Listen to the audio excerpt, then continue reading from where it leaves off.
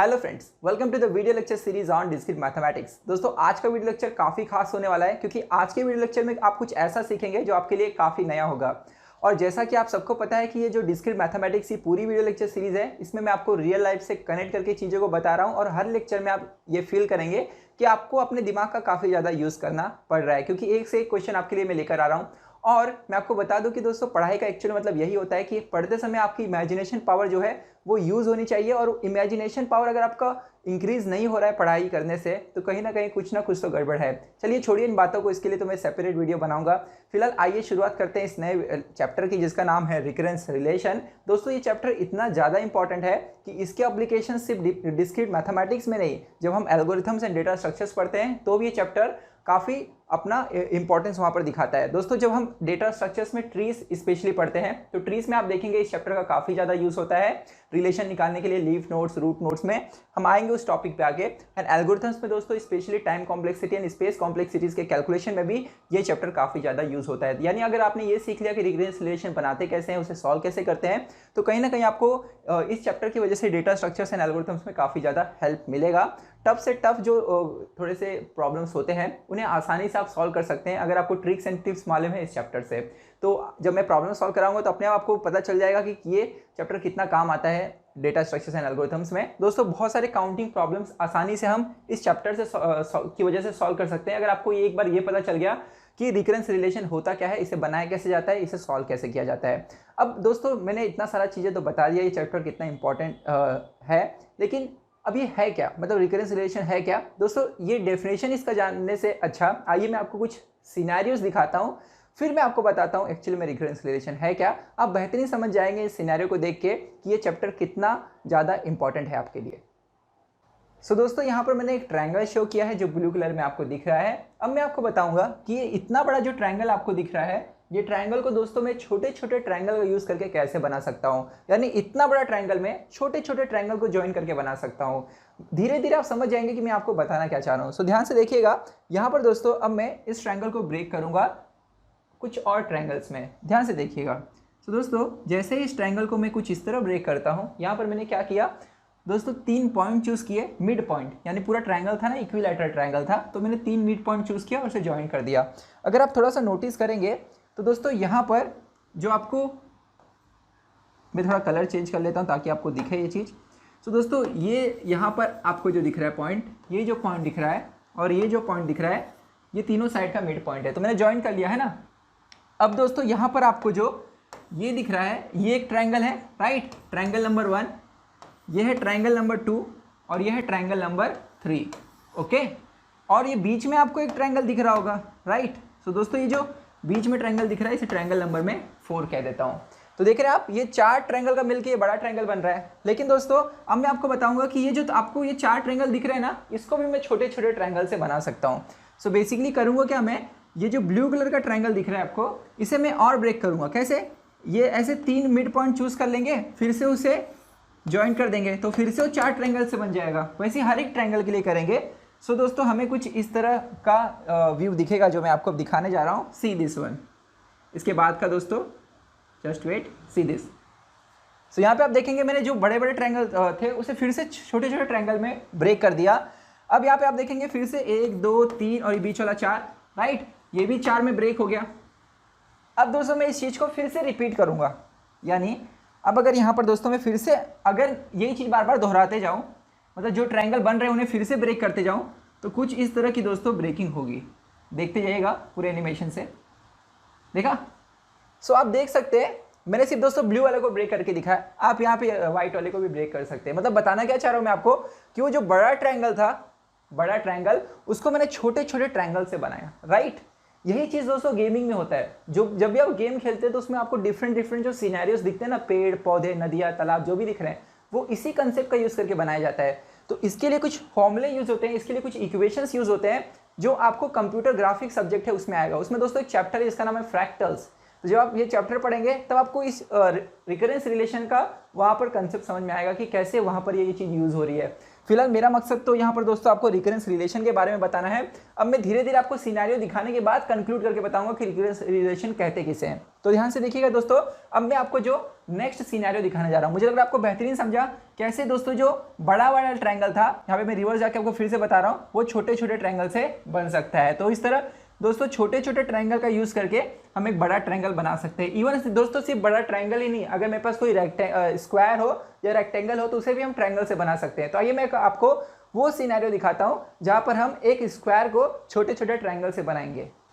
सो दोस्तों यहाँ पर आपको एक बड़ा सा स्क्वायर दिख रहा होगा। अब मैं आपको बताऊंगा कि स्क्वायर ट्रायंगल से मैं कैसे बना सकता हूँ। तो बेसिकली करने क्या वाला हूँ, यहाँ पे दोस्तों मैं मिड पॉइंट चूज करूंगा और चारों मिड पॉइंट को ज्वाइन करूंगा। सो देखिएगा क्या बनेगा यहाँ पर। सो जैसे ही मैं दोस्तों ज्वाइन करता हूँ तो आप देख रहे हैं यहाँ पर मैंने मिड पॉइंट्स को ज्वाइन किया और आप देखेंगे ये एक ट्रायंगल बन रहा है ना। ये देखिए ये एक ट्रायंगल, ये एक ट्रायंगल, ये एक ट्रायंगल, ये एक ट्रायंगल। देन दोस्तों बीच में एक फिर से हमें क्या दिख रहा है, रेक्टेंगल दिख रहा है। उसे भी अगेन मैं ट्रायंगल से बना सकता हूँ। कैसे? फिर से दोस्तों उसे मैं ब्रेक करूंगा कुछ इस तरह। देखिए मिड पॉइंट चूज करके उसे हम अगेन यहाँ पर दोस्तों डिवाइड करेंगे। सो सी यहाँ पर मैंने जो आपको यहाँ पे पिंक कलर में दिख रहा था रेक्टेंगल, उसके मिड पॉइंट चूज किए और ज्वाइन किए। और दोस्तों ऐसा करने से यहाँ पर हमें फिर से चार दिख रहे हैं ट्रायंगल मिल रहे हैं। अब दोस्तों बीच में जो व्हाइट कलर का दिख रहा है आपको यहाँ पर रेक्टेंगल, उसे फिर से डिवाइड करेंगे। तो फिर से उसके मिड पॉइंट करके हम डिवाइड करें तो ऐसा मिलेगा। और दोस्तों ये प्रोसीजर रिपीट करते जाए तो एंड में हमें कुछ इस तरह का दिखेगा। सो दोस्तों ऐसे सिनारियोस जहां पर हमें एक बड़ा पार्ट बनाने के लिए छोटे छोटे पार्ट्स का यूज करना पड़ रहा है, सिमिलर छोटे छोटे पार्ट्स, तो दोस्तों ऐसे सिनारियो को हम स्टडी करते हैं रिकरेंस रिलेशन में। सो दोस्तों रिकरेंस रिलेशन में बेसिकली होता क्या है, हमें किसी पर्टिकुलर चीज का आंसर लाने के लिए उसी के जैसे सिमिलर कैलकुलेशन का यूज करना पड़ता है जो ऑलरेडी हम पास्ट में कर चुके हैं। थोड़ा सा और मैथमेटिकली मैं इस चीज को डिफाइन करूंगा थोड़े टाइम में। मैं आपको भी कोई मैथमेटिकल डेफिनेशन यहाँ पर नहीं बता रहा हूं ताकि आप थोड़ा सा बोर ना हो जाए। दोस्तों यहाँ पर मैं आपको एक और सिनेरियो दिखाना चाहूंगा तो आपको समझ में आएगा कि जो वीडियो गेम्स हम यूज करते हैं और जो भी इमेजेस हम यूज करते हो कैसे इसी सेम कंसेप्ट का यूज करके बनाया जाता है। तो देखिएगा एक और सिनेरियो, फिर मैं आपको रिकरेंस रिलेशन क्या होता है ये एक्चुअली मैं बताता हूँ। सो दोस्तों यहाँ पर मैंने एक पिक्चर शो किया हुआ है जिसे आप देख रहे होंगे और अब मैं आपको बताऊंगा कि ये जो पिक्चर है ये कैसे मैं छोटे छोटे पार्ट को रिपीट करके बना सकता हूँ। सो ध्यान से देखिएगा दोस्तों, मैं आपको बताना चाहूँगा ये पिक्चर एक्चुअली बना कैसे है। तो मैं बैक लेके आपको जाता हूँ यहाँ पर। सो देखिएगा काफ़ी अच्छा एनिमेशन यहाँ पर मैंने बनाया हुआ है। सो दोस्तों ये जो दिख रहा है आप इसे देखिए, यहाँ पर आपको टोटल कितनी लाइन दिख रही है, 4 लाइन्स दिख रही है। अब मैं आपको बताऊँगा इसी शेप को बार बार रिपीट करके इसका दोस्तों कुछ इक्वेशन होगा, वो आप कंप्यूटर ग्राफिक्स सब्जेक्ट में देख सकते हैं जैसा कि मैंने आपको बताया। अगर आपको इंटरेस्ट हो, बहुत सारे स्टूडेंट जो इंजीनियरिंग कर रहे हैं, कंप्यूटर साइंस है, उन्हें सब्जेक्ट होगा। ओके, तो वहाँ पे आपको ये देखने को मिलेगा फ्रैक्टल चैप्टर में। सो दोस्तों अगर इस शेप को मैं बार बार रिपीट करूँ, इसी को अगर मैं अभी एक बार और रिपीट करूँ तो देखिए यहाँ पर ये 4, फिर यहाँ पर ये 4 है ना, तो वही 2 बार रिपीट हुआ है। सो वैसे ही दोस्तों अगर यहाँ पर हम और भी इसे रिपीट करें, देखिए ये 2 बार रिपीट किया, 3 बार, 4 बार, और ऐसे करते करते मैं अगर रिपीट करते जाऊँ तो दोस्तों यही चीज़ आखिरकार में जाकर उस पूरे शेप पे कन्वर्ट हो जाएगा।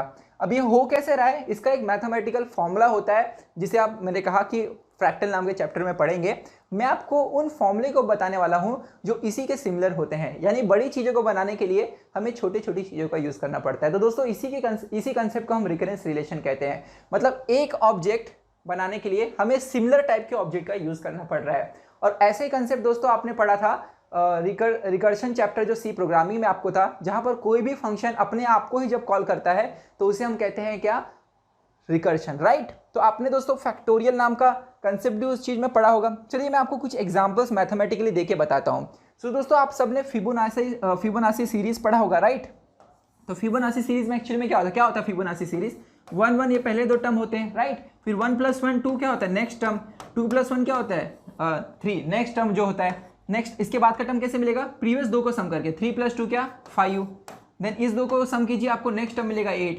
तो क्या मैं ऐसे कह सकता हूं कि अगर मैं कोई भी nth टर्म उठाऊं, फॉर एग्जांपल ये अगर फर्स्ट टर्म को मैं 0th टर्म कहता हूं, इसे मैं a1 कहता हूं, इसे मैं a2 कहता हूं, इसे मैं a3 कहता हूं, तो क्या मैं ऐसे कह सकता हूं दोस्तों a3 = sum of 2 previous terms that is a1 + a2, right. वैसे दोस्तों ये जो a4 है इसे मैं क्या कह सकता हूं, a4 is sum of previous 2 terms that is a2 + a3, right ना। ये हमें कैसे मिला, ये दोनों का सम करके। या इन जनरल an दोस्तों क्या है, an-1 प्लस an-2, यानी कोई भी nth टर्म प्रीवियस दो टर्म का समय, यानी किसी भी एक ही सीरीज में किसी भी nth टर्म को पाने के लिए आपको उसी के जैसे प्रीवियस दो टर्म का यूज करना पड़ रहा है। उसी के जैसे मैंने क्यों कहा, क्योंकि वो भी उसी कैलकुलेशन से आए हुए हैं। मतलब अगर आप 3 की बात करें तो 3 दोस्तों प्रीवियस दो टर्म को जोड़ के मिला है, और जब आपको 5 निकालना है तो आप प्रीवियस दो टर्म को जोड़ रहे हैं, और प्रीवियस दो टर्म भी उसी कंसेप्ट का यूज किए हैं। मतलब 2 और 3 कैसे आए, जब आपने प्रीवियस दो टर्म जोड़ा। अब आप समझ रहे हैं, मतलब चीजें इस तरह बन रही है कि वो प्रीवियस कैलकुलेशन का यूज कर रही है। और यहाँ पे भी तो वही हो रहा था कि बड़ा ऑब्जेक्ट बनाने के लिए मैंने सेम कंसेप्ट को बार बार रिपीट किया।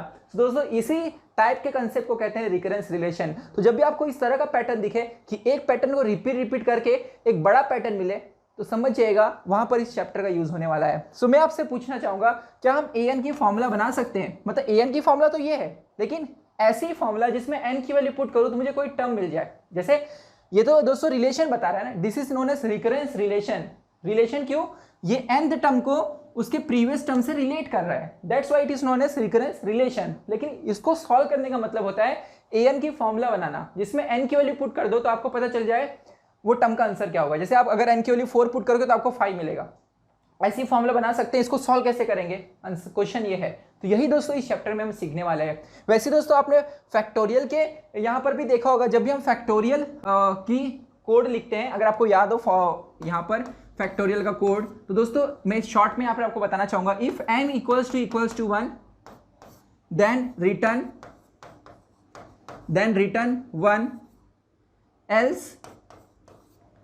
एल्स, या आप ऐसे भी लिख सकते हैं, if n equals to 0 then return 1, या else return f of n-1 into n। ये दोस्तों कोड होता है f ऑफ n का फैक्टोरियल निकालने का। ठीक है, मैंने एकदम शॉर्ट में लिखा है। तो ये काम कैसे करता है इस चीज को हम लोग समझते हैं। तो फॉर एग्जांपल मुझे फैक्टोरियल निकालना है दोस्तों 5 का, तो क्या 5 0 है क्या? नहीं। तो ये वाला रिटर्न होगा चीज, ये दिख रहा है ना, यहाँ पे आगे रिटर्न भी है, else return f of n-1 into n। तो f ऑफ n-1 क्या है? इसी फंक्शन का फिर से कॉलिंग। तो क्या हो रहा है यहाँ पर, f ऑफ 5 कॉल कर रहा है खुद। देखिए n के लिए हमने क्या पास की, 5 पास की, तो अंदर दोस्तों आएगा और चेक होगा n क्या 0 है, नहीं। तो यहाँ पर आएगा तो क्या होगा, f of 5-1 that is f of 4 into n। n क्या है 5, तो f of 4 into 5। But f of 4 क्या है, फंक्शन कॉल, तो इसी फंक्शन को फिर से कॉल किया जाएगा। फिर f ऑफ 4 कॉल होगा, वो फिर से इसे एग्जीक्यूट करेगा, तो 4-1 क्या होगा 3, तो f of 3 into n which is 4। Then दोस्तों ये चीज फिर से कॉल करेगा अपने आप को, राइट ये फिर से कॉल होगा, फिर से एग्जीक्यूट होगा, तो यहाँ पे 3-1 क्या आएगा 2 इंटू 3। देन दोस्तों f ऑफ 2 फिर से इसी चीज को एग्जीक्यूट करेगा, है ना, क्योंकि ये फंक्शन कॉल है, मतलब यही चीज फिर से दोहराना है। तो f ऑफ 2 दोस्तों क्या होगा, f ऑफ 1 इंटू 2।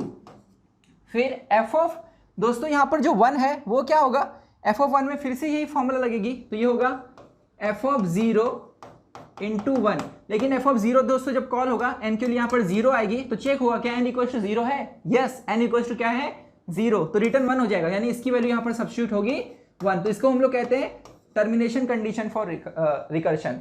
तो दोस्तों यहाँ पर f ऑफ 0 की जगह क्या पुट होगा, 1 पुट होगा, राइट। तो 1 इंटू 1 कितना होगा 1, ध्यान से देखिएगा। फिर ये दोस्तों f ऑफ 1 रिप्लेस हो जाएगा उसकी वैल्यू 1 से, क्योंकि इसका कैलकुलेशन का आंसर 1 आया, तो यहाँ पे 1 आ जाएगा। 1 इंटू 2 कितना होगा 2, तो ये जो f ऑफ 2 है इसका आंसर 2 आ जाएगा, क्योंकि f ऑफ 2 ने इसके नीचे का पूरा पार्ट कॉल किया था ना, तो उसका पूरा आंसर 2 आ रहा है, तो यहाँ पे 2 रिप्लेस हो जाएगा। फिर 2 इंटू 3 किसका आंसर होगा, f ऑफ 3 का, क्योंकि f ऑफ 3 ने नीचे का पार्ट कैलकुलेट किया है, तो जो भी नीचे का आंसर आ रहा है ऊपर क्या होगा, मूव होगा। तो यहाँ पर दोस्तों f ऑफ 3 की जगह क्या आ जाएगा 2 इंटू 3, फिर 2 इंटू 3 इंटू 4, ये टोटल किसका आंसर होगा f ऑफ 4 का, तो f ऑफ 4 की जगह आएगा 2 इंटू 3 इंटू 4। अगर आपको बेसिक ऑफ रिकर्शन आता रहेगा तो आपको इसको समझने में कोई दिक्कत नहीं होती होगी।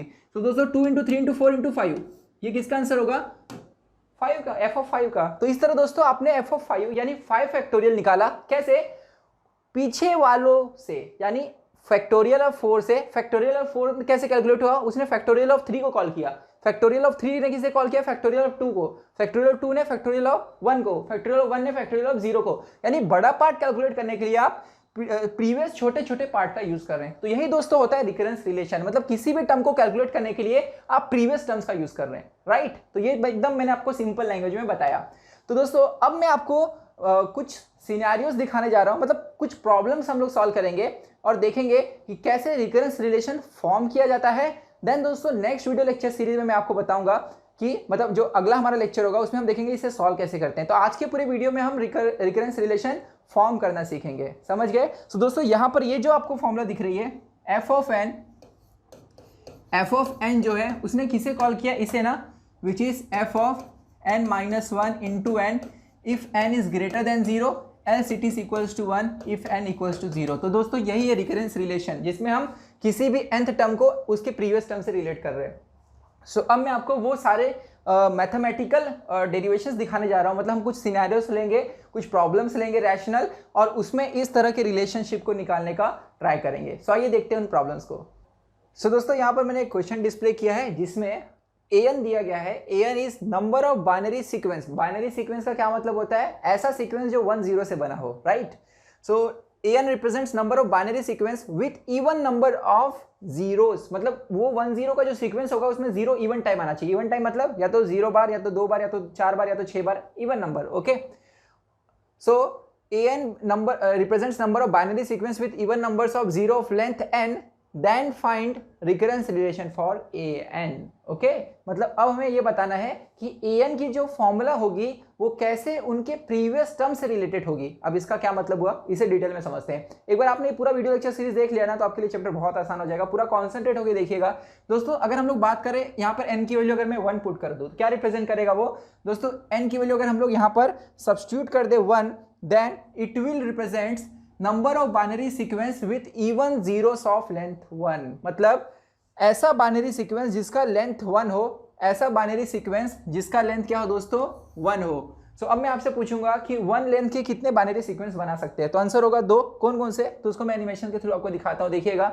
A1 से दोस्तों एक लेंथ का हम लोग बाइनरी सीक्वेंस बना सकते हैं 0 या तो 1, राइट।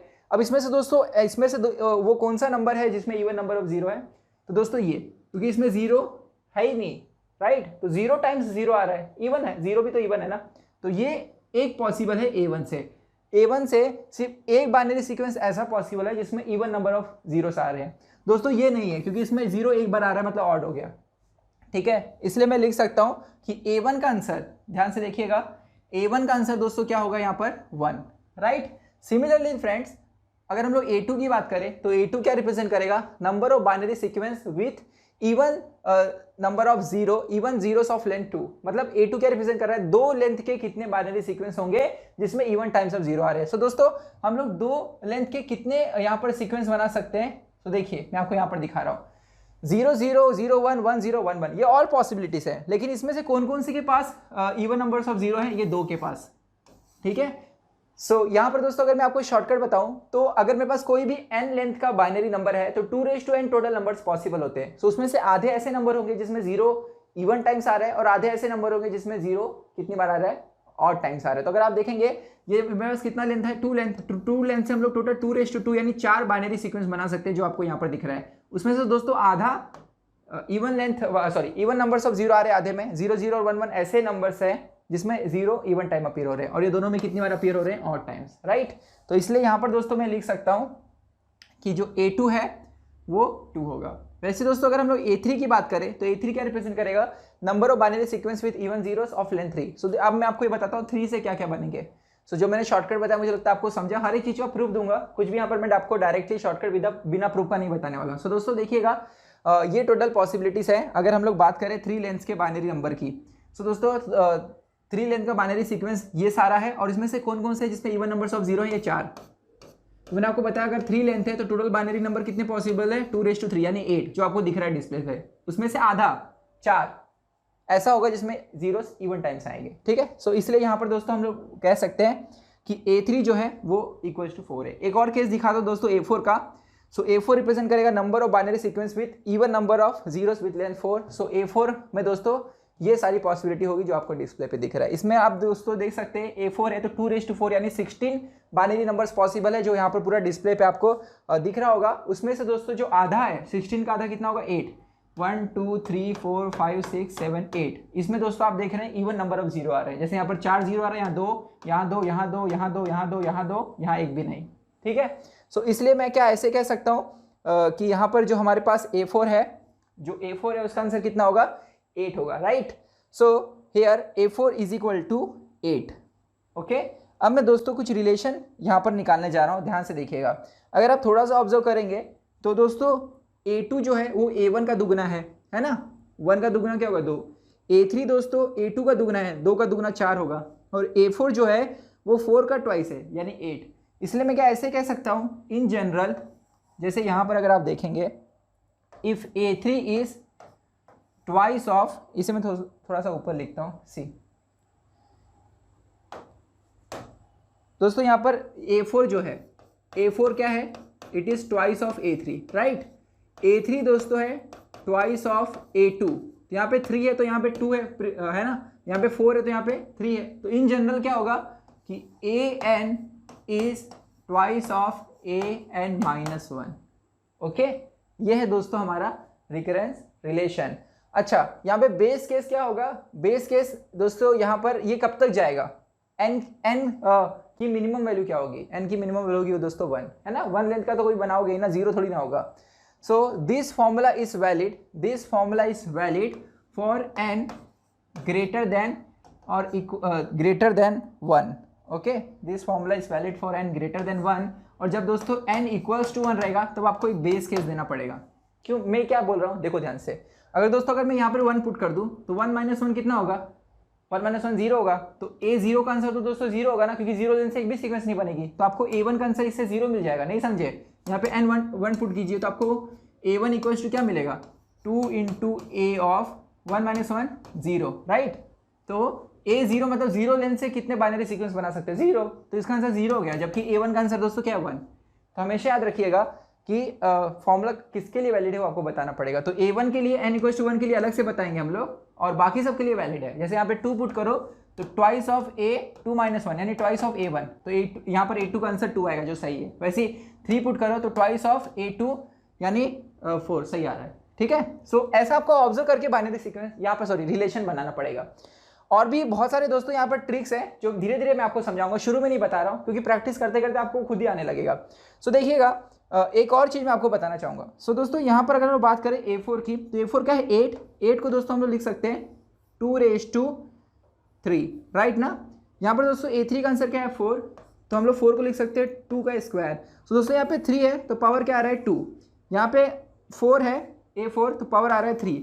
तो इन जनरल AN का आंसर क्या होगा दोस्तों 2⁻n माइनस 1, जिसे हम लोग लिख सकते हैं 2⁻n डिवाइड बाई 2। यही तो मैंने आपको बताया था कि n लेंथ अगर कोई हमारे पास है बाइनरी तो उसके बाद उससे 2⁻n नंबर्स पॉसिबल होते हैं, और उसका आधा यानी 2⁻n का आधा क्या होगा, ऐसे नंबर्स जिसमें इवन नंबर्स ऑफ 0 आ रहे हैं। लेकिन दोस्तों ये रिकरेंस रिलेशन नहीं है, रिकरेंस रिलेशन इसके पहले वाला था AN equals to twice of AN minus 1, क्योंकि रिकरेंस रिलेशन मतलब होता है कि किसी भी nth टर्म को उसके प्रीवियस टर्म से रिलेट करने वाला फॉर्मूला, ठीक है। ये सॉल्यूशन है, ये जो आपको दिख रहा है ये सॉल्यूशन ऑफ रिकरेंस रिलेशन है, ठीक है। सॉल्यूशन ऑफ रिकरेंस रिलेशन का क्या मतलब होता है इसे भी मैं आपको एक बार बता देता हूं। सो दोस्तों अभी हमने जो, वैसे तो डिटेल में आप देखने वाले हैं दोस्तों, अभी जो हमने फॉर्मूला फाइंड किया उसे मैं यहाँ पर दिखा दूं फिर मैं आपको बताता हूँ। सो देखिए ये फॉर्मूला दोस्तों हमने देखी है ना, 2⁻n-1 फॉर्मूला है, 2 इंटू n-1 ये रिकरेंस रिलेशन है।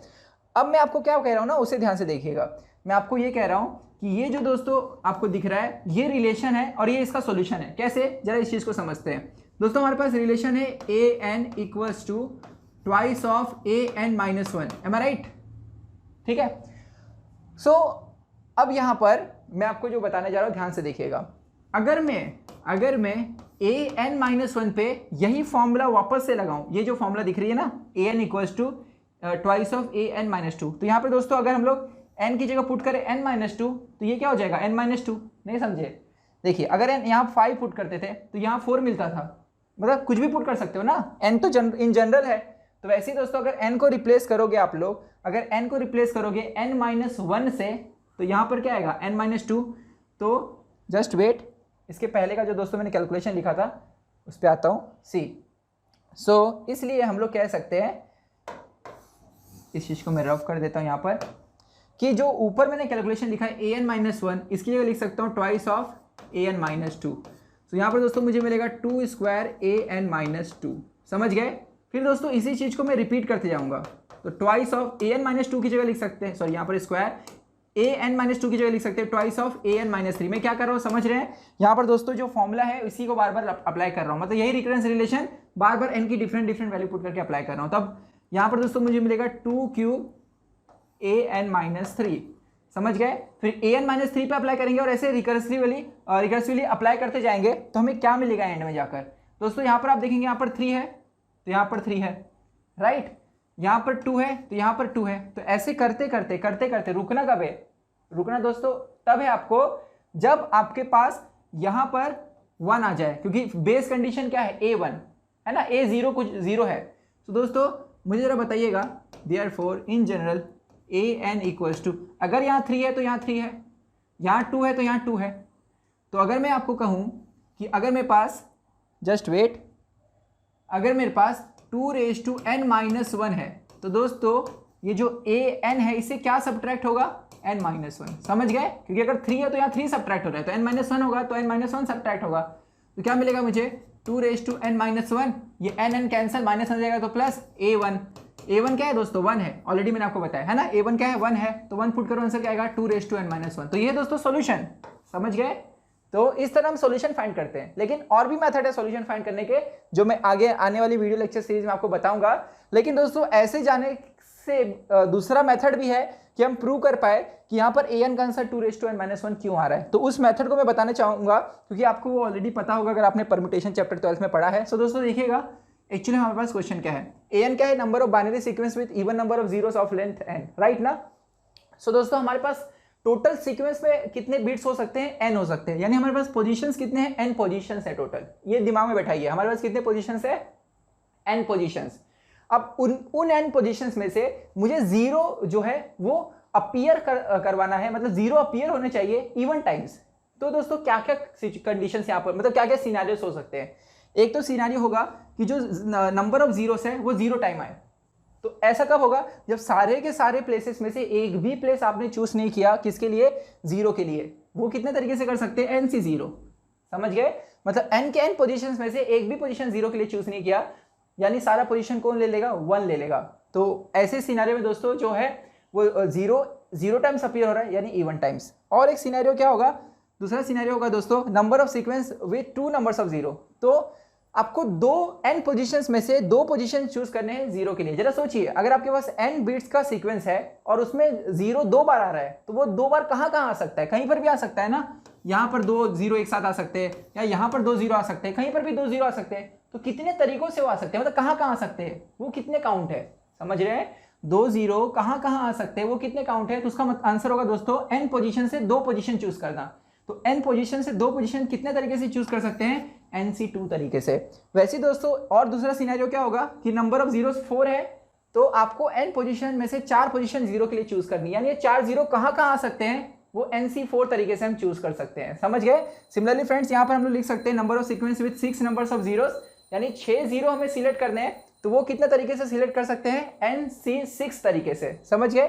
वैसे ही हम यहाँ पर दोस्तों नंबर ऑफ यहाँ पर टोटल नंबर ऑफ सीक्वेंस अगर हम लोग यहाँ बात करें, ऐसी करते करते कहाँ तक जाएगा, जब तक हम लोग पूरा का पूरा पॉसिबिलिटी कवर ना कर ले। यानी NC0 से शुरू किए थे तो NC2 NC4 NC6 NC8 ऐसे करते करते जब तक मतलब ग्रेटर देन n नहीं होना चाहिए। फॉर एग्जाम्पल मैं आपको बताता हूँ, अगर n की वैल्यू दोस्तों होती थी 10 तो क्या क्या पॉसिबिलिटी होती थी, NC0 NC2 NC4 NC6 NC8 NC10, बस रुक जाना है, ठीक है, उसके बाद नहीं, क्योंकि n की वैल्यू खुद 10 है।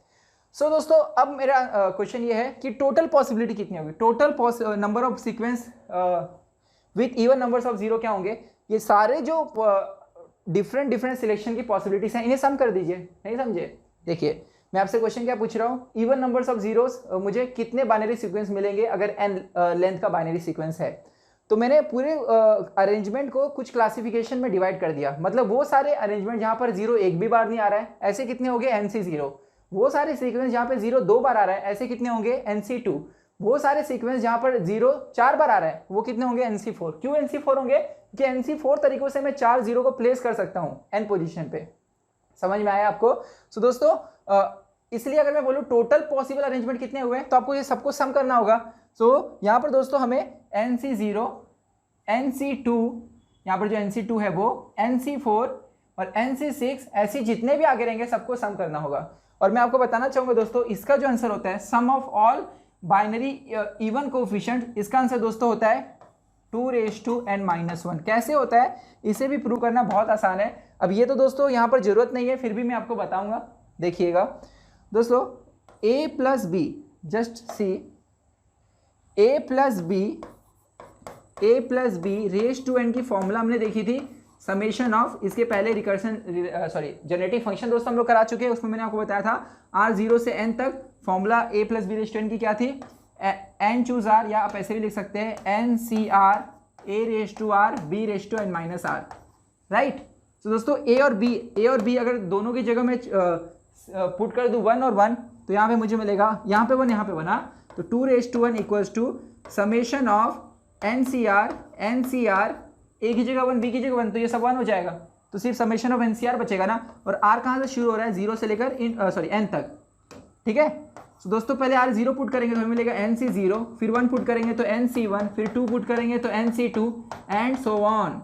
सो दोस्तों ये 2n का फॉर्मूला है। कभी भी दोस्तों अगर आपको बेसिक पता होगा बाइनरी कोफिशिएंट का, सो अगर ये NC0 NC1 NC2 ऐसा है ना, तो इसको मैं 2 पार्ट में ऐसे डिवाइड कर सकता हूँ। पहले तो सारे ऑड कोफिशिएंट पहले इवन अलग कर देता हूँ, NC0 NC2 NC4 NC6 and so on, और उसमें फिर प्लस ऑड वाले एक साथ, यानी NC1 plus NC3 plus NC, इसके बाद नेक्स्ट ऑड क्या रहेगा 5 एंड सो ऑन। तो एक बहुत ही फेमस थ्योरम है कि जो सम ऑफ ऑड कोफिशिएंट होता है वो इक्वल होता है सम ऑफ इवन कोफिशिएंट के। समझ गए? मतलब अगर दोस्तों इसे मैं x ले लूँ तो ये भी x होगा, मतलब ये जो समेशन है और ये समेशन है, ये दोनों x होंगे, तो ये दोनों का सम का आंसर क्या आएगा दोस्तों 2x, तो ये हो जाएगा total 2x। So 2x equals to क्या है 2n। तो दोस्तों x क्या होगा 2, यहाँ पे 2 जाके डिवाइड हो जाएगा 2n-1, लेकिन आपने x लिया किसे था, इसे, इसलिए इसका आंसर क्या है 2n-1। ठीक है, तो ये था दोस्तों इसका प्रूफ कि a जो n है वो 2n-1 क्यों है। मैंने आपको यहाँ पर इसके बेसिस पे बताया जो आपने 11th-12th में बायनोमियल एक्सपांशन पढ़ा था और जनरेटिव फंक्शन में भी जो आपने देखा था। अगर आपको ये दिमाग में रहेगा कि सर ये दोनों इक्वल क्यों है, तो इसे भी आप आसानी से प्रूव कर सकते हैं। जस्ट b की जगह -1 पुट कीजिए, a की जगह यहाँ पर दोस्तों 1 पुट कीजिए, आपको अल्टरनेट प्लस माइनस मिलेंगे, तो दोनों इक्वल हो जाते हैं, ये आप समझ जाएंगे। ठीक है, पुट करके देखिए आपको आंसर आ जाएगा। अच्छा, अब दोस्तों मैं आपको नेक्स्ट वीडियो लेक्चर में कुछ और बेहतरीन एग्जांपल्स बताऊंगा कि रिकरेंस रिलेशन कैसे फॉर्म किया जाता है, फिर उसके बाद वाले लेक्चर में हम लोग इसके सॉल्यूशन को देखेंगे। तो मुझे लगता है आज का लेक्चर आपको बेहतरीन समझा कि एक्चुअली में रिकरेंस रिलेशन होता क्या है, कैसे किसी भी चीज का आंसर उसके प्रीवियस टर्म पे अगर डिपेंड करे, तो ऐसे सारे सिनेरियोस में दोस्तों हम एक फॉर्मूला बना सकते हैं जिसमें हम nth टर्म को उसके प्रीवियस टर्म्स के फॉर्म में रिप्रेजेंट कर सकते हैं, और उसे सॉल्व करने के भी हमने यहाँ पर डिफरेंट मेथड्स देखे, लेकिन कुछ जनरलाइज्ड मेथड है जिसे हम आने वाले वीडियो लेक्चर में देखेंगे। तो मिलते हैं नेक्स्ट लेक्चर में, तब तक के लिए बहुत बहुत धन्यवाद। जय हिंद।